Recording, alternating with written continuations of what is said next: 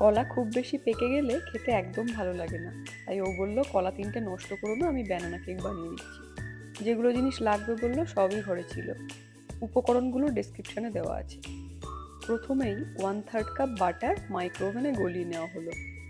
তারপর oven 180 degree বা 350 degree ফারেনহাইটে preheat করতে দিলাম, কারণ প্রিহিট হতে একটু সময় লাগে। এবার একটা পাত্রে গলানো বাটার আর 1/2 কাপ চিনি ভালো করে মিশিয়ে নিতে হবে, যাতে চিনিটা একদম গলে গিয়ে বাটারের সাথে মিশে যায়। ও বেশ অনেকক্ষণ ধরেই মেশালো। এবার 2টো ডিম দিয়ে 2-3 মিনিট ধরে ভালো করে ফেটিয়ে নিতে হবে। তারপর কলা 3টে অ্যাড করে কাঁটা চামচ দিয়ে স্ম্যাশ করা হলো। একটু লাম্পি থাকলে সমস্যা নেই, এতে কেক আরো সফট হয়। আর কলা যত বেশি পাকা হবে কেক তত বেশি সফট হবে। এবার 1 কাপ ময়দা, 1 চা চামচ বেকিং সোডা অ্যাড করে খুব ভালো করে মিশিয়ে নেওয়ার পর দেওয়া হলো 1 চা চামচ ভ্যানিলা এসেন্স। 2-5 মিনিট একটু ভালো করে ফেটিয়ে নেব, যতক্ষণ না কনসিস্টেন্সিটা স্মুথ হয়ে একটা ঠিকঠাক জায়গায় আসছে। সব শেষে দিয়ে দিচ্ছি অল্প কিছু আখরোট আর কিশমিশ।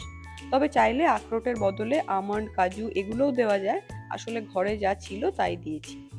তারপর হালকা হাতে একটু মিশিয়ে নিলাম। 1 চিমটি লবণও দিতে হয়, কিন্তু আমি দিইনি কারণ বাটারটা একটু সল্টেড। এবার কেক প্যানটা হালকা তেল বা বাটার দিয়ে গ্রিজ করে নিতে হবে।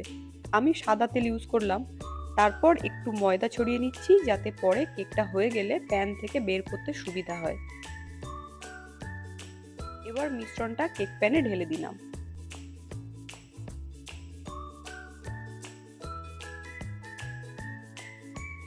এতক্ষণে ওভেন প্রিহিট হয়ে গেছে। 50 মিনিট বেক টাইম সেট করে কেকটা বসিয়ে দিচ্ছি।